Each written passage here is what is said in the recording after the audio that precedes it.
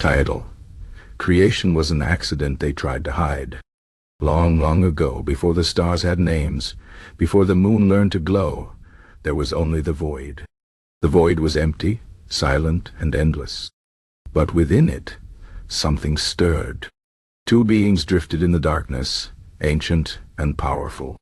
Their names were forgotten, but we will call them the Weavers, for they spun the threads of existence without knowing what they were doing. The Weavers were bored. The void had nothing, no light, no sound, no life.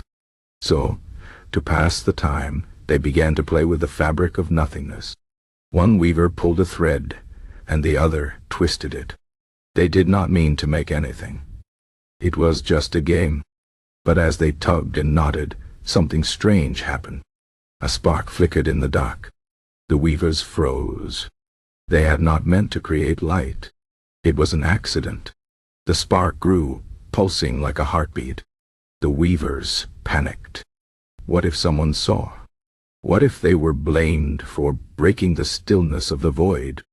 "Hide it," one whispered.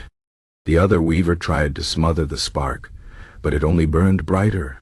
They wrapped it in threads of shadow, but the light seeped through. Desperata, they pushed it away, far into the void. But the spark refused to die. Instead it grew, stretching and twisting until, bang! It burst into 1,000 pieces. Each piece became a star. The weavers stared in horror. Their little accident had filled the sky with light. And it did not stop there. The stars burned so fiercely that they melted the darkness around them, forming pools of liquid fire. From these pools, planets were born, great spheres of rock and gas spinning lazily in the new light. One planet, smaller than the rest, was covered in water.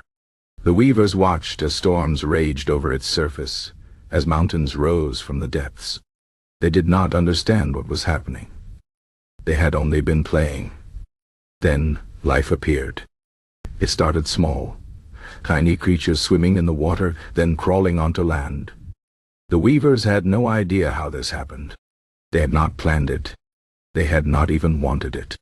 But now there were plants, then animals, and finally beings who walked on 2 legs and looked up at the stars with wonder.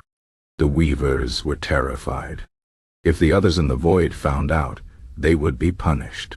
So they tried to erase their mistake. They sent comets to crash into the planet, hoping to wipe it clean. But life survived. They froze the land with sheets of ice, but creatures adapted. They whispered plagues into the wind, but the people endured. No matter what they did, creation refused to disappear. Worst of all, the people began to tell stories. They spoke of gods who shaped the world, of great beings who controlled the sky. The weavers shuddered. They had never meant to be worshipped. They had never meant to be known at all. So they did the only thing they could. They hid. They slipped into the shadows between the stars, watching as their accidental masterpiece grew without them.